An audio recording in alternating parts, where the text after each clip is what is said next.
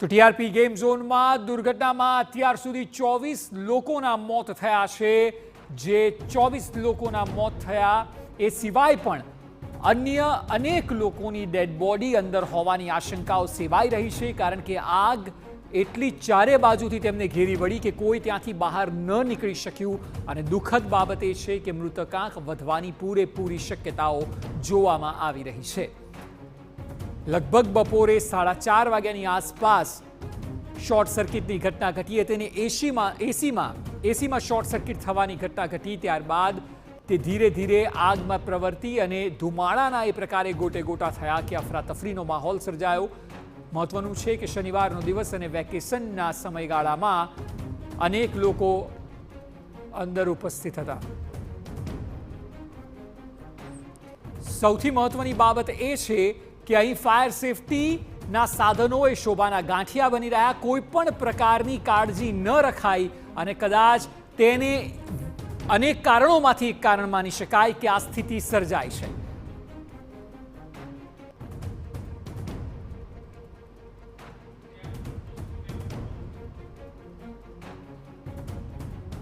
તો ફાયર સેફટીના સાધનો હોવા છતાં પણ એ શોભાના ગાંઠિયા બનીને રહ્યા, કારણ કે તેનો ઉપયોગ ન થયો। અને જો તેનો તાત્કાલિક ઉપયોગ થયો હોય તો કદાચ દુર્ઘટનામાં અલગ પરિણામ હોત। જો કે એનઓસી ન લીધી હોવાની વાત પણ સામે આવી રહી છે।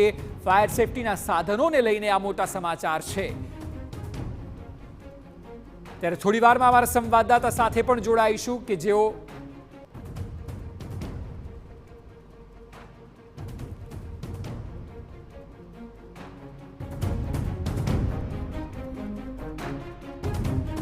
ઝોનમાં જે દુર્ઘટના સામે આવી તેમાં ગંભીર પ્રકારની બેદરકારી સામે આવી છે। જે ગેમ ઝોન છે જે ગેમ ઝોનમાં કોઈ પણ પ્રકારના ફાયર ઇક્વિપમેન્ટ ઇન્સ્ટોલ પણ કરવામાં આવ્યા હતા, પરંતુ તેનો એનઓસી છે તે લેવામાં આવ્યું નથી। મારી સાથે ચીફ ફાયર ઓફિસર છે, આપણે તેની સાથે વાત કરીશું। સર, શું કહેશો? ટીવી 9ના કેમેરામાં કેદ થયું છે કે ઇક્વિપમેન્ટ છે પરંતુ કોઈ ઉપયોગ નથી થઈ રહ્યા, શું કહેશો? ના, આને આપણે કોઈ એનઓસી પણ લેવામાં આવેલ નથી કે આપણે એનઓસી આપેલ પણ નથી, આપણા ધ્યાનમાં બી નથી। બીજું, અત્યારે અમે જે આગ અકસ્માતમાં અમે આગ બુઝાવવા કામગીરીમાં ત્યારે એના ઇન્સ્ટોલેશનના કામગીરી ચાલુ હતા તેવું જોવા મળેલ છે। સર, તો આ કેટલા સમયથી આ ચાલતું હતું, એવું કઈ પ્રાથમિક સામે? ના, કઈ વસ્તુ નથી। સર, આમાં શું કાર્યવાહી હવે કરવામાં આવશે? જી સર, સ્પષ્ટપણે એટલે જે ચીફ ફાયર ઓફિસર છે તે ગંભીરતાપૂર્વક સ્પષ્ટપણે કહી રહ્યા છે કે ટીઆરપી ગેમ ઝોનના સંચાલકે પોતે જે ફાયર એનઓસી છે તે લીધું નથી। તેમને જે ઇન્સ્ટોલેશન માટેની પ્રક્રિયા શરૂ કરી હતી પરંતુ તેમને ઇન્સ્ટોલેશન પણ કર્યું નથી। ગંભીર પ્રકારની બેદરકારી કહેવાય। હવે અધિકારીઓ તો આમાંથી નીકળી ગયા છે, પરંતુ જે લોકો જવાબદાર છે તેની સામે કાર્યવાહી થશે કે કેમ? કેટલા સમયથી આ ધમધમતું હતું? આ તમે દ્રશ્ય જો, આ જે માટલો છે ને એ મોતનો માટલો છે ને હવે આ મોતનો માટલો છે, તેના માટે જવાબદાર કોણ તે એક મોટો સવાલ છે। અધિકારીઓ કહી રહ્યા છે કે ફાયર એનઓસી લેવામાં આવ્યું નહોતું, પરંતુ એનઓસી વગર શા માટે કોની રહેમ નજર હેઠળ આટલું મોટું ગેમ ઝોન કે જે એક મોતનો માટલો હતો તે ચાલતું હતું, તે એક મોટો સવાલ છે તે અત્યારે સ્પષ્ટપણે જોવા મળી રહ્યો છે। કારણ કે ફેબ્રિકેશનનું આખું બાંધકામ છે, રાજકોટ મહાનગરપાલિકાની દબાણ શાખા હોય, ટીપી શાખા હોય, તે એ કામગીરી કરવામાં કે ટેવાયેલી છે કે કોઈ નાના માણસે એક રસ્તા પર રેકડી જો મૂકી હોય ને તો રાજકોટ મહાનગરપાલિકાની ટીમે રેકડી ઉપાડી લેતી હોય છે।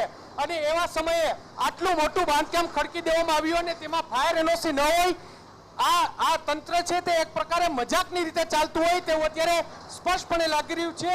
અને અધિકારીઓ પોતાની જવાબદારીમાંથી છટકી રહ્યા હોય તેવું સ્પષ્ટપણે લાગી રહ્યું છે। સવાલ એ વાત તો થઈ રહ્યો છે કે જો ફાયર એનઓસી નહોતું લીધું તો આ ધમધમવા કોને દીધું? શું રાજકોટ મહાનગરપાલિકાના મ્યુનિસિપલ કમિશનરને નથી ખબર? શું રાજકોટના મેયરને નથી ખબર? શું રાજકોટ મહાનગરપાલિકાના ચીફ ફાયર ઓફિસર કે જેની આ સીધી રીતે જવાબદારી છે, શું તેને નથી ખબર કે આ માટલો છે તે ઊભો કરી દેવામાં આવ્યો છે? હવે તમામ લોકો કાયદાઓ બતાડશે, દરેક વ્યક્તિ પેપર પર વર્ક કરશે, પરંતુ જે નિર્દોષ લોકો, અત્યાર સુધીમાં 22 જેટલા લોકોના મોત થયા છે, આ આંકડો હજુ પણ વધી શકે છે।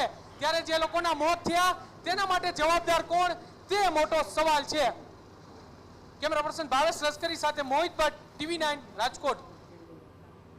તો સૌથી મહત્વની બાબત અત્યારે સામે આવી, જે ચીફ ફાયર ઓફિસરે કહ્યું કે ફાયર એનઓસી નહોતી લેવામાં આવી અને એટલા માટે સૌથી મોટો સવાલ એ છે કે આ કોઈ દુર્ઘટના છે કે હત્યા? આ એટલા માટે ટીવી 9 પૂછી રહ્યું છે કારણ કે ફાયર એનઓસી વગર કઈ રીતે પરવાનો મળ્યો કે આ ગેમ ઝોન ઓપરેટ થઈ શક્યું.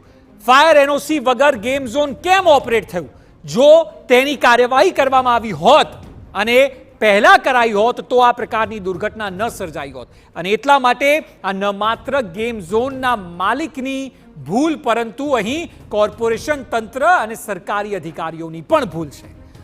જે અમારા સંવાદદાતાએ કહ્યું એ ખૂબ જ સટીક વાત છે કે જ્યારે આપ રાજકોટના રોડ રસ્તા પર જો કોઈ લારી લઈને ઊભું હોય તો આપનું ધ્યાન જાય છે કે દબાણ હટાવવાનું છે, તો ફાયર એનઓસી વગર આપે ગેમ ઝોનને ઓપરેટ કેમ થવા દીધું વેકેશનના સમયમાં કે જ્યાં ભીડ વધારે રહેતી હોય છે? આ ગંભીર બેદરકારી છે.